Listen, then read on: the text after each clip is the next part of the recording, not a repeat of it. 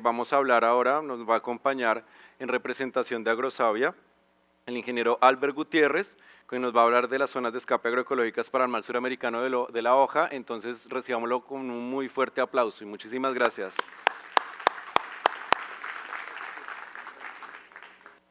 Bueno, buenas tardes y gracias a los organizadores por habernos invitado a participar en este evento con una conferencia. Yo les vengo a hablar específicamente del trabajo que se llama una zonificación agroecológica para el caucho natural y voy a hacer un poco de énfasis, lo hizo uno de los expositores anteriores a lo que se conoce el mal suramericano. ¿Sí? Vengo a hacer como unas consideraciones adicionales a esas zonificaciones que se han hecho con respecto a zona de escape al mal suramericano.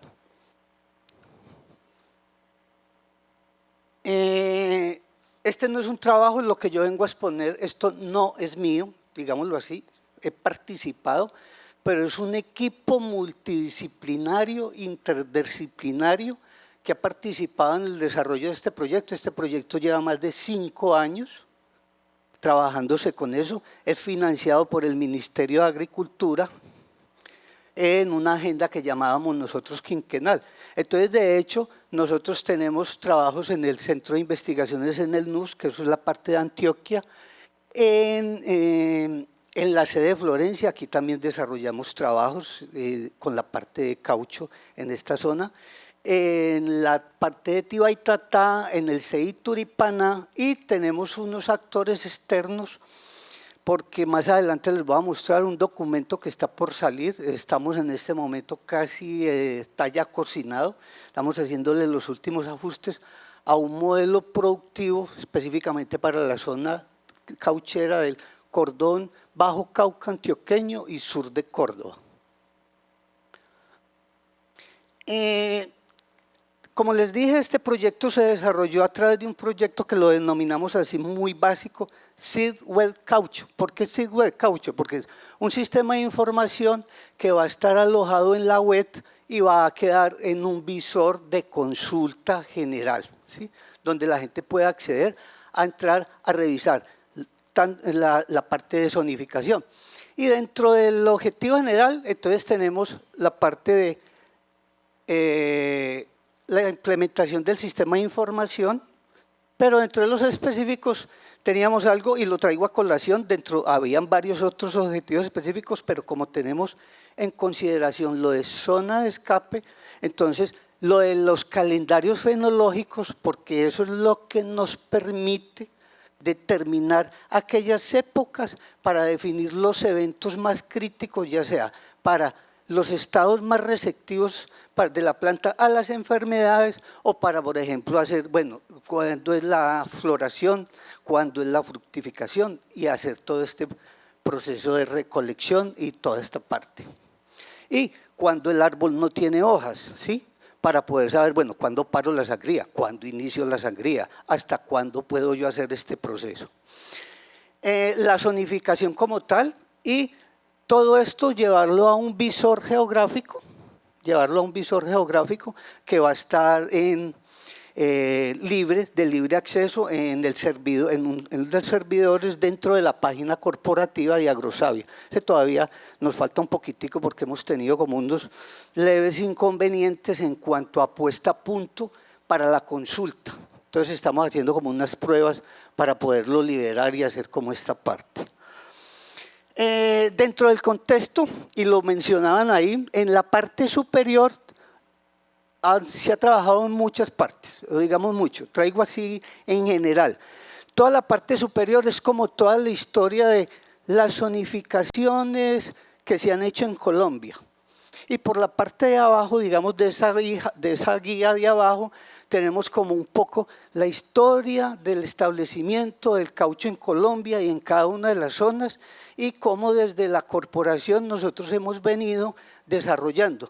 Entonces entro como en el año de 1986 con lo que es la plantación de la zonificación agroecológica que planteó Ortolani para el Brasil, ¿sí?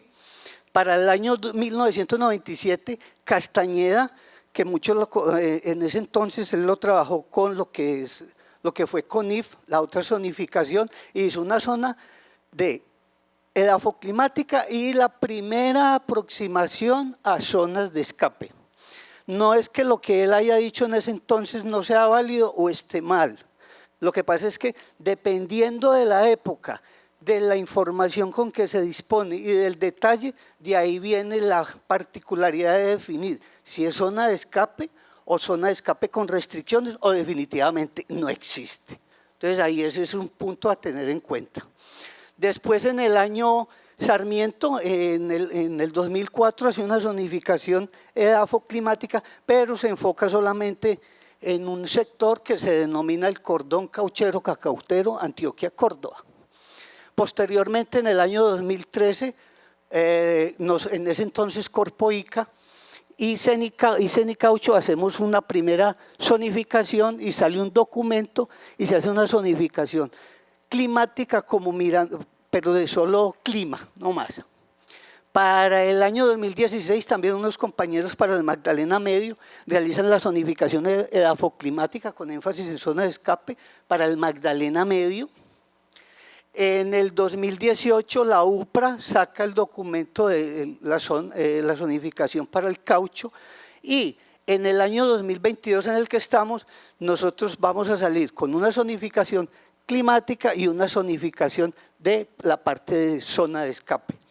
Por debajo lo que vemos, y lo comentaban, más o menos la historia del caucho entra puede ser un poco más atrás, pero el primer registro que se tiene como de una plantación de árboles que se extraen está en los años de 1955 y según cuentan es como lo que dejó Evan Schultex cuando hizo el recorrido por el Apoporis y recorriendo como todas estas plantaciones naturales de caucho. Entonces este es un resto de esos árboles que él sacó. En el año de 1961, como lo decían, entró en el Caquetá por el programa de fomento de bosques húmedos las primeras plantaciones aquí al Caquetá. Posteriormente, en el año de 1985, a través de un programa de sustitución de cultivos, se empezó a establecer en el Guaviare. Después, en la época de 1988, entraron como otros fuertes que fue Caldas y Tolima, pero eso fue más por la Federación Nacional de Cafeteros cuando empezó como un programa de diversificación del cultivo de café y entró también simultáneamente en esa época Mavalle, empiezan sus trabajos en la zona de la Meta y Orinoquía, pero después de sus auges empieza en el 2004 al 2015 se ve como ese apogeo de siembras y lo que ustedes ven en estas barras verdes es la cantidad de hectáreas sembradas a nivel del país, donde en el 2009 tenemos aproximadamente la mayor cantidad de hectáreas establecidas en caucho en Colombia, que fueron casi 7.000 hectáreas. Y para ese año, en el 2012, empezamos a desarrollar el primer proyecto quinquenal en el 2017. Pase. Ajá. Y al 2015, con un trabajo que hicimos simultáneamente en ese entonces con la Confederación Cauchera Colombiana y Cenicaucho, que accedimos como al último censo cauchero que se hizo a nivel del país. Aún creo que no se ha vuelto a hacer otro censo así como digamos a nivel de barrido nacional. Se encontró que en el 2015 eran 17 departamentos y según ese censo se tenían aproximadamente 55.600 hectáreas de caucho establecidas en Colombia. Para el 2018 se genera este segundo proyecto, el Sigwell Caucho. Cuando está terminando iniciando ese proyecto, sale este documento que se llama el modelo productivo. Este también está dentro de la página corporativa.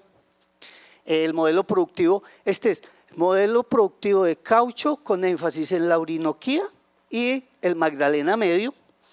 Y para el 2018 empezó ese proyecto y ahora en el 2022 entregamos la zonificación y este documento que les digo que está por salir, que es el modelo productivo para la producción de caucho en el Bajo Cauca antioqueño y el sur de Córdoba. Entonces, ¿dónde están localizados los núcleos caucheros? Entonces, aquí están en de 1 a 5, no que uno sea el mejor ni 2 sea el mejor, sino digamos una discriminación, una numeración esporádica. El número 1 es el núcleo Cordón Cauchero Córdoba Antioquia, o sea, todo el Bajo Cauca antioqueño, 3 municipios del Córdoba.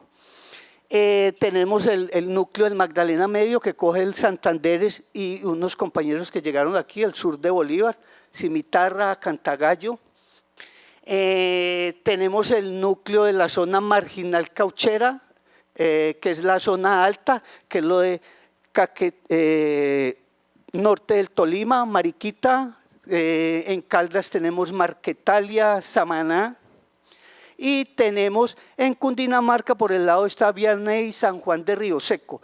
Ahí por condiciones de ubicación y climáticas, lo que es del piedemonte de la Orinoquía, lo que es Medina y Paratebueno, lo arrastra el núcleo de la Orinoquía, entonces coge Meta, Casanare, Bichada y los 2 municipios de Cundinamarca que corresponden al piedemonte llanero, que son Medina y Paratebueno. También por condiciones climáticas y digamos como lo comentaba el expositor anterior, el municipio de La Macarena en el Meta se extrae y se mueve hacia el núcleo amazónico, entonces entra Guaviare, Caquetá, Putumayo y hay 2 núcleos así como, no se podrían decir núcleos, como unas plantaciones así como muy aisladas, una aquí en el Baupés y otra por el lado del Cauca. Eso es como lo que tenemos, ¿sí? Entre todos esos, entonces está distribuido todo eso. Nosotros recorrimos la gran mayoría de todas estas plantaciones, haciéndole inventarios y cosas de ese tipo. Para hacer esa zonificación, nosotros ¿qué utilizamos? Este es como los materiales y los insumos. Nosotros pudimos, la corporación hizo convenios de cooperación técnica con el IGAT para el estudio de suelos, que está ya, digamos, unificado a escala 1/100.000, porque antes eran estudios de suelos fraccionados por cada departamento, ahora contamos con un estudio a escala 1/100.000 unificado. Con el IDEAN se hicieron convenios para acceder a toda la información climática para poder caracterizar estas zonas. Para usted poder hacer una caracterización climática requiere de aproximadamente 30 años, no es que son los últimos 5 años, no señor, necesita periodos de 30 años para usted poder definir climáticamente una zona. Con Finagro sí hicimos acuerdos de confidencialidad para la parte de a quienes habían accedido a incentivos para el establecimiento de caucho, porque necesitábamos saber eso. Y también ahora está muy de moda lo que se llaman los portales abiertos, donde usted consigue información gratuita de tipo climático, de suelos, de todo eso. Entonces tenemos esos insumos, climas, de la parte del IDEAN, climas, la base climática de WorldClim, la cartografía del estudio de suelos, y lo que le digo de Finagro, hasta la misma de la UPRA. Por ejemplo, de la UPRA se tiene frontera agrícola, ¿sí? Nosotros, por ser una institución adscrita al ministerio, si bien uno puede definir una zona climática o edáfica para el establecimiento del caucho, no podemos predecir que siembren allá si la frontera agrícola lo prohíbe, o dice, no es una zona por delimitación de frontera agrícola o porque está en un parque o porque tiene una restricción de tipo, nosotros no podemos proponerla, entonces la tenemos que sacar de esa zona apta para el establecimiento o el desarrollo de estos sistemas productivos. Como resultados, esto va a ser muy rápido, entonces uno puede encontrar altimétricamente dónde está el caucho. Entonces, como les dije, no es que el 1 sea más, ni el 2, ni el 3, ni el 4, sino el núcleo 1, el de Antioquia, Córdoba, entonces se mueve, o hagámoslo por aquí, el 82% de todas las plantaciones que se obtuvieron en ese censo al 2015 están localizadas entre 0 y 500 metros. Allá lo pueden ver un poco en el mapa, donde Aquí en el mapa, uy, difícil manejar este virtual. Los puntos negros, esos puntos oscuros que ustedes ven ahí, son la localización geográfica de esas plantaciones forestales a nivel del país. Entonces ahí altimétricamente por colores, entonces uno puede observar que el 82% está más o menos entre, el 82% está entre 0 y 500 metros, el 10% entre 500 y 1000, entre 1500, y hay unas por allá en 2000, entonces ya uno empieza a imaginar, bueno, ¿y dónde están localizadas? Ah, el núcleo de Caldas, ¿cuáles están en tal lugar? Y aquí cuando ustedes las ven, entonces uno encuentra en esta distribución que se llama de cajas y bigotes, donde se encuentra el promedio entre el mínimo y el máximo entre cada núcleo, pero hay plantaciones que pertenecen a ese núcleo y pueden llegar, por ejemplo, en Antioquia hasta los 1275 metros. Digamos que dentro de esta distribución, a los que les gustan las matemáticas y trabajan con eso, hay valores atípicos o sitios localizados por allá en esos valores, siendo la normalidad de los datos o de donde están localizadas las plantaciones entre 25 y 286, y mire el núcleo de Cundinamarca, Caldas, Tolima, que tenemos una plantación atípica que está casi en la divisoria de aguas de entre la Victoria yendo a Marquetalia, que así a los 3.300 metros sobre el nivel del mar, digamos que está por fuera del rango óptimo de donde se debe establecer esta plantación, y así sucesivamente. Cuando lo vemos en la parte de temperaturas medias, pues también tiene una distribución donde uno dice la gran mayoría, el 60% de las plantaciones está localizada entre 26 y 28 grados centígrados, la gran mayoría de las plantaciones, pero cuando las ve uno por los núcleos también, sí, se caracterizan unas de entre los núcleos más cálidos y, como le digo, al núcleo 3, esa plantación que está por allá a los 3000 y pico, pues claro, tiene temperaturas hasta de 16 grados centígrados. Y así sucesivamente. Cuando usted lo ve por las precipitaciones que lo estábamos mirando, entonces también encontramos que el 50% de lo que hay en el país se encuentra más o menos entre los 2.500 y 3.000 milímetros, digamos que es una oferta hídrica bastante generosa, digámoslo en ese sentido, y así sucesivamente. Encuentra unas plantaciones por debajo de los 1.000 milímetros, ahí uno diría, bueno, ¿qué está pasando ahí? Una plantación, un forestal que esté con menos de una oferta hídrica de 1.000 milímetros, pues ya va a tener problemas, tanto por rendimiento en látex como por el desarrollo del árbol. Pero también si yo me voy a plantaciones que estamos llegando a los 4.000, 4.500, entonces viene lo que está exponiendo el compañero anterior. ¿Cuántos días tengo yo para sangrar? ¿Cuántos días en realidad no me llueve? ¿Sí? Entonces, esto también nos permite para identificar y mirar, bueno, esas regiones, esas particularidades de esas regiones. Y yo digo que sí es como la cereza del ponqué. Y es lo que uno ve y es lo que ha notado.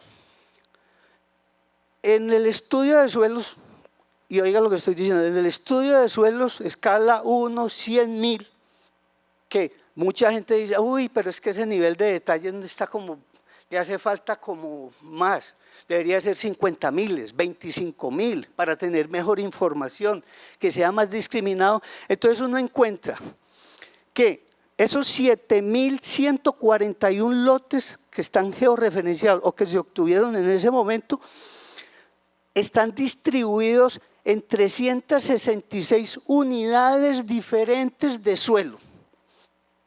Pero se nos olvida que la gente dice, es que está en suelo de montaña, suelo de piedemonte o suelo de lomerío, que se llaman los paisajes, ¿sí? Lo maneja indistintamente, que esté en cualesquiera de esas unidades como si fuesen recetas. Y eso no debe de ser así.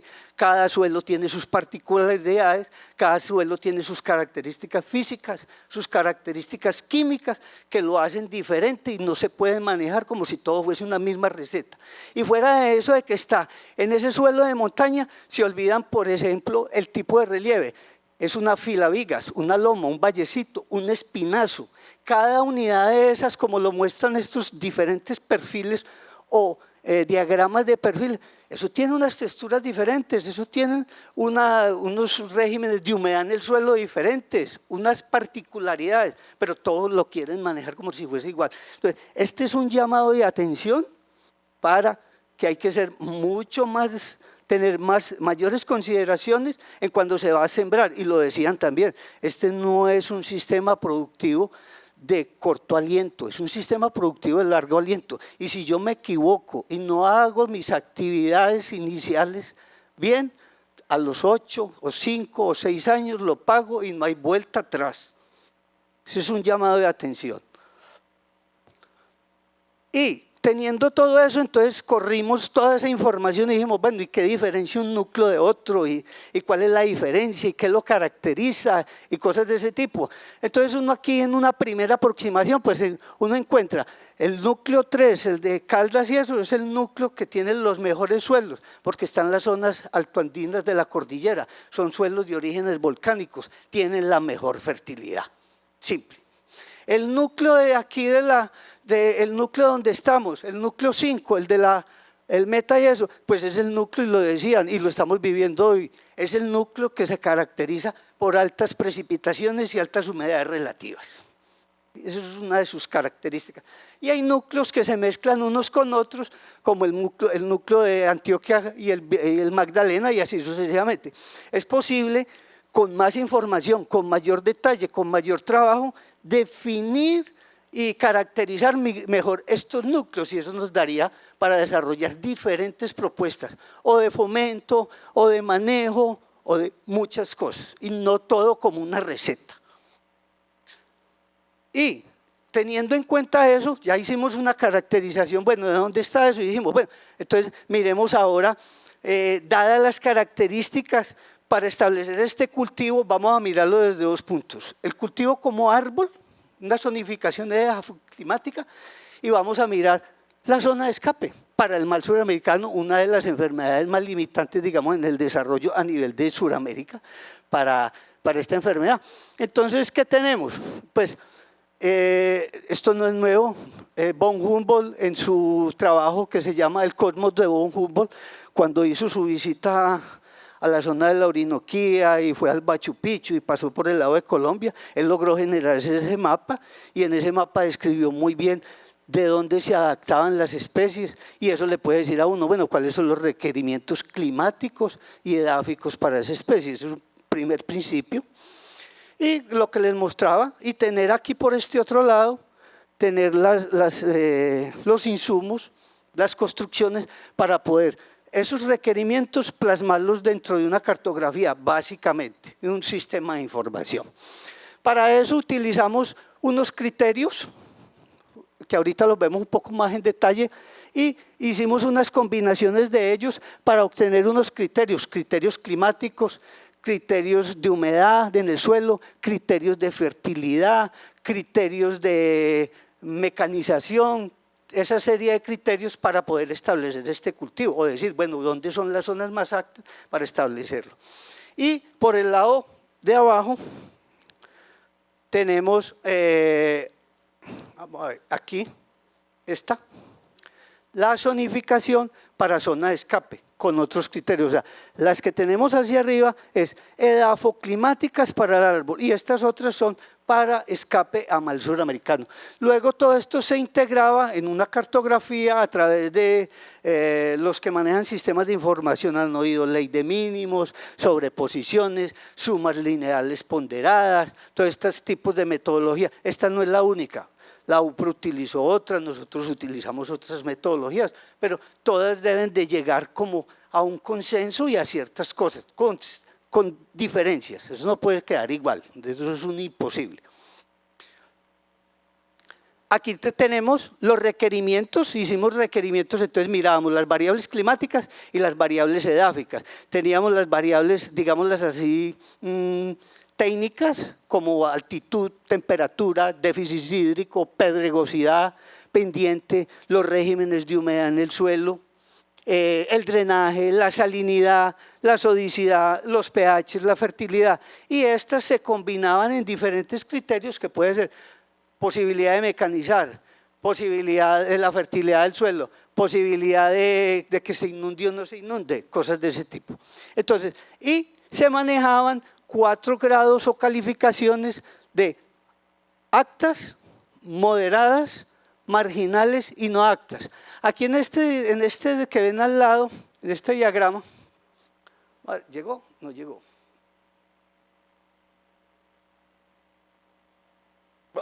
No llegó. Bueno, aquí.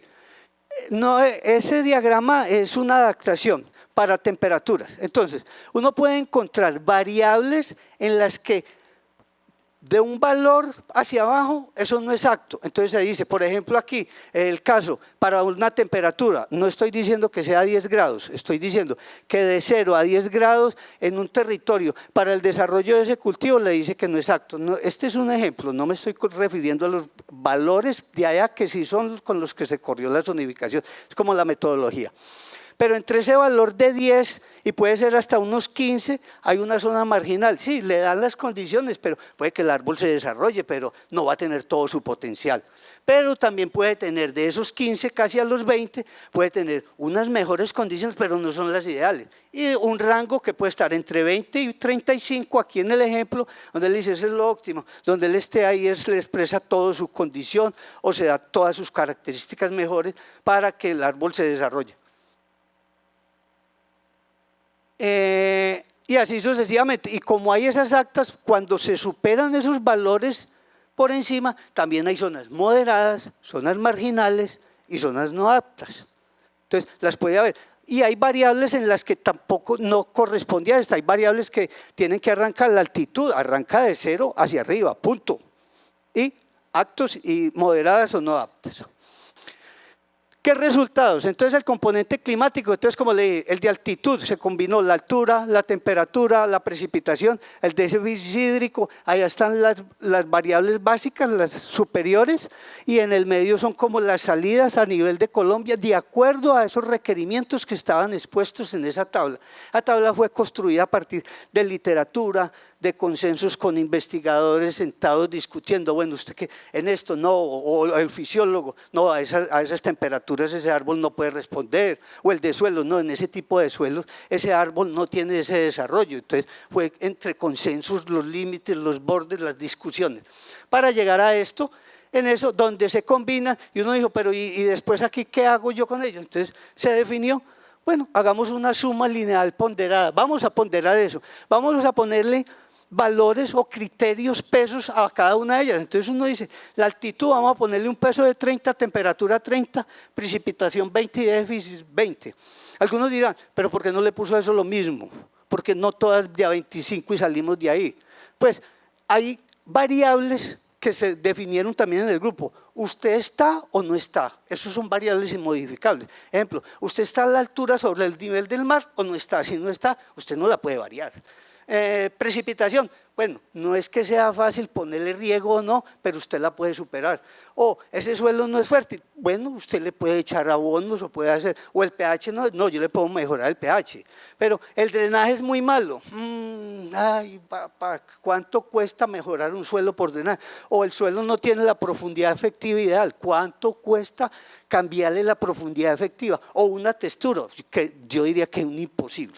Entonces, con esos criterios también se le dieron los pesos para ir generando esto.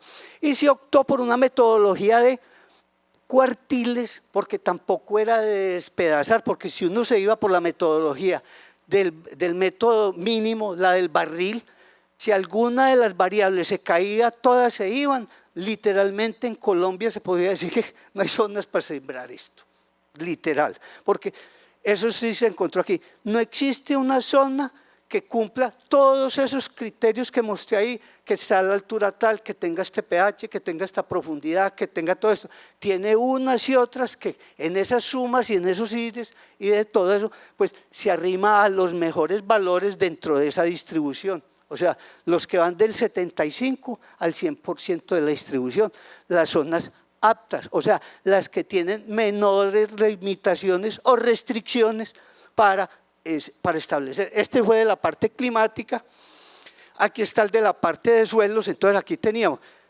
toda la parte de suelos, entonces teníamos los de drenaje, los de pH, cada uno. Pero también en algunas ocasiones, porque en estos documentos, y uno lo encuentra, y los que han trabajado con estos tipos de suelos, en esas memorias técnicas, cuando usted dice, este suelo es tiene una profundidad de baja a profundo, y uno decía, bueno, ¿es bajo o es profundo? ¿Yo qué hago ahí? ¿Cómo defino eso? ¿A dónde lo tiro? ¿Qué lo define?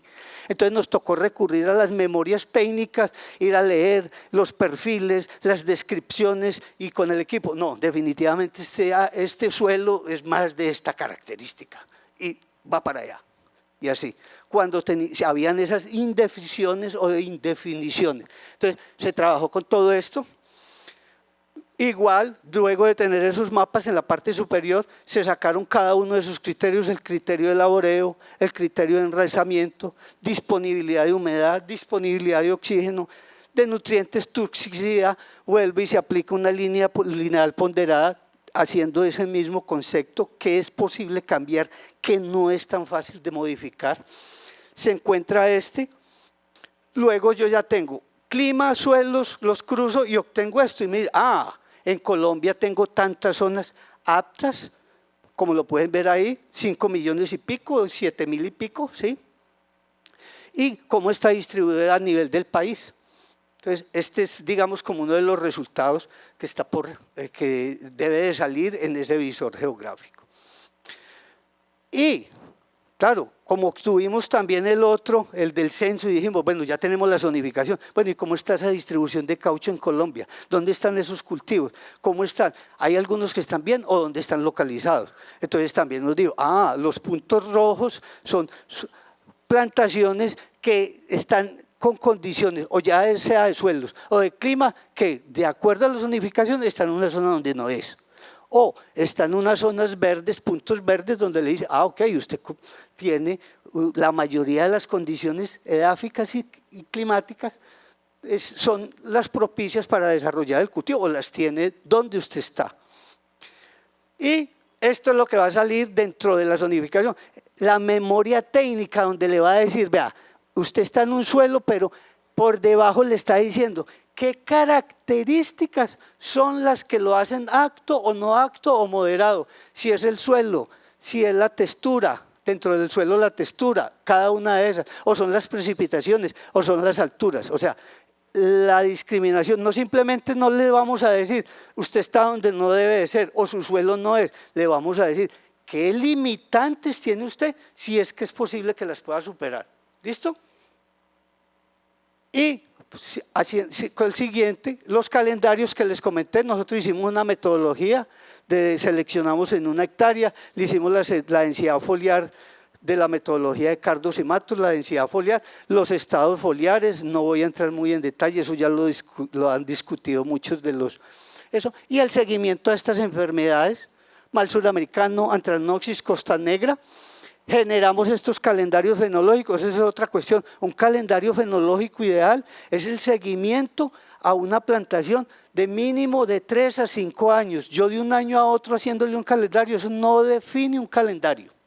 Eso es de largo aliento, y lo mostraba también Sterling. Esos son estudios de largo aliento, que no es fácil que los financies precisamente por eso, porque son estudios de largo aliento. No es de un solo año ni de 18 meses. Entonces, para obtener esta información, y aquí a grandes rasgos, ¿qué es lo que uno obtiene? Y ahí viene esa otra cosa que yo no sé si la van a tocar aquí. Nos toca hacer un estudio muy fuerte entre la compatibilidad del patrón y el clon. Porque uno encuentra que le dicen, esto es un lote de tal clon, pero cuando usted entra y los mira y uno ve uno como más grandecito, como más así, como más allá, y uno dice, pero ¿cómo que es el mismo clon? Aquí hay una expresión diferente. Y eso es lo que hace que cuando uno hace ese seguimiento, como árbol, él puede pasar de los estados fenológicos como árbol en el tiempo que dice la literatura, pero como lote, como hay tanta variabilidad dentro del mismo lote, su tiempo en pasar de un estado a otro, el lote es más amplio de lo necesario, y ahí es donde se abren esas brechas para que hayan focos de enfermedad dentro de las plantaciones. porque no pasa todo el cultivo, todo el lote no pasa al mismo tiempo de un estado a otro, sino que tiene estados en un momento, estados receptivos aquí, unos pasaron y otros están entrando. Y la ventana es muy grande, y ahí lo pueden ver. Como árbol, este es ahí los ven, en el IAN, en el FX y en el RIN, en una semana pueden pasar como lote en 5.42, pero cuando uno hace todos los árboles se demoran 9 semanas en conjunto, o sea, tiene muchas semanas o días en estados receptivos, y eso es lo que uno ve ahí en esos seguimientos. Igual, cuando uno hace mal suramericano, cuando hace coletótrico, que es otra enfermedad que se está presentando duro y va a ser bastante limitante si no le prestamos atención, si no la manejamos con cuidado, uno encuentra eso. Y en esos estados receptivos, ¿en qué momento son receptivos estas especies ligados a esos calendarios? ¿En qué estado está? ¿Qué ataque? Y con las características climáticas. Y lo de zona de escape, que es lo que llega para como terminar mi presentación, tomamos como base una de las primeras zonificaciones de Ortolani, un mimeógrafo de ese entonces, tuve acceso, yo lo tengo en físico, bonito ese mimeógrafo, de 1983, donde él define las zonas de escape para Brasil y las define como en estas condiciones: humedades, humedad relativa, evaporación, déficit hídrico, temperaturas, del día más seco, menos seco, y define una zona de escape sí o sí, estricto, tiene que cumplir todas esas condiciones de allá, sí o sí, debe de cumplir todas esas condiciones. Ya cuando empieza con zonas con restricciones menores o zonas con restricción y de no escape, es así. ¿Listo? ¿Qué encuentra uno? Y aquí viene, los compañeros decían, no, en Colombia sí hay zonas de escape. Pues uno lo que encuentra es, y vuelve y lo que le decía y lo dije al principio, definitivamente con la información con que contamos es una información, digamos, de un nivel de detalle muy grueso. Necesitamos trabajar a niveles de detalle menores, o sea, de mayor información, de pasar de 100.000 a 50.000. Y aquí viene lo otro, de pasar de información climática diaria, de medias mensuales o diarias, a pasar a información horaria. Y aquí lo demuestro este es en la zona de la altillanura colombiana, denominada zona de escape, donde en un periodo que se supone que el árbol está en el calendario fenológico de foliación-refoliación, que va a ser esa zona de transición a que no se presente ataque de mal suramericano, pues uno encuentra, mire que son casi las mismas fechas, pero no el mismo año, en enero del 2009 y en enero del 2018. Las rayas, las líneas que ustedes ven por debajo, aquí las que están aquí abajo, esa es la temperatura, y las que están por encima de edad es como la humedad relativa. O sea, dos parámetros que corresponden para valorar zona de escape. ¿Qué se encontró? El día 19, las líneas azules, las condiciones climáticas hicieron lo que tenía que hacer para hacer zona de escape, que la humedad relativa baje de los 65 de humedad relativa y que la temperatura de los 25 suba por allá a los 28. Listo, no hay mojadura de hojas, pasa tranquilamente. Pero el día 20 y el 21 no llovió, hubo un fenómeno, pudo ser bruma, pudo ser algo, y la humedad relativa, el 19 del rojo, la humedad relativa nunca bajó del umbral de 75 y la temperatura nunca subió de 25. Hubo como una mojadura de hoja, como una de esas, y fue suficiente para presentar mal suramericano en clones resistentes, y nada de qué decir del RIN 600, que se supone que no tiene resistencia. Entonces, digámoslo, cuando se presentó, y para este periodo, para el 2018, sí fue la humedad, pero la que la ocasionó, y lo decían, variabilidad climática o condiciones. Para una época que se supone que no llueve, digamos en la zona de la Orinoquía, donde el régimen de clima es muy parecido al de aquí, es monomodal, o sea, un periodo seco, un periodo de lluvias, no dos, un seco, lluvias, sino seco y lluvias. En enero se supone que no debe llover, pero allá se presentaron, estos son los eventos de lluvia para esos días. Otro ataque de mal suramericano. Entonces, decir uno que genera una zonificación con las medidas multianuales o las medidas mensuales, no está diciendo que está mal, pero tenemos que afinarnos mejor y estar más presentes. O montar redes de trabajo de alertas tempranas o cosas de ese tipo, que le diga a la gente, vea, cuando se presenten este tipo de condiciones, usted debe ser preventivo, porque esto es de prevención. Ya cuando eso se le dio, ya no hay vuelta atrás. ¿Listo? Entonces, para eso se hizo lo mismo con esas variables que definió Ortolani, lo hicimos para el país y encontramos esta salida. Y lo que uno encuentra es que aquí tiene el mapa biofísico y el de la derecha, el de la izquierda, perdón, mi derecha así como estoy parado, es el de zona de escape a mal suramericano. Lo que uno encuentra, si se define como censo estricto, en Colombia no se presenta zonas de escape a mal suramericano, que las cumpla todas. Habrán zonas con restricciones menores, pero el llamado también aquí es decir, entonces usted está diciendo que no sembremos caucho, entonces aquí en este país no se puede trabajar con esta vaina. No, por eso está el trabajo de clones, de manejos, de alertas tempranas, es de manejos y de cosas de ese tipo. No es que no se pueda, se puede. Pero si es un llamado, y lo decía el compañero Sterling, definitivamente estos clones que trajimos de Asia, el RIN 600, que no tiene esa resistencia, pues debemos de tener un poco más de cuidado en irlo a ir a implementar, porque seguramente con el cambio climático y esas condiciones, y como esa zona donde nosotros estamos y que estamos viviendo, a diferencia de Asia, mire que en Asia no se... Aquí que es donde tienen el RIN 600, ellas dos nunca se encuentran, mientras que mire que nosotros tenemos ese problema. Entonces, ojo con eso, hay que ser cuidadosos en los fomentos y esos establecimientos. No estoy diciendo que no se deba sembrar, ni mucho menos.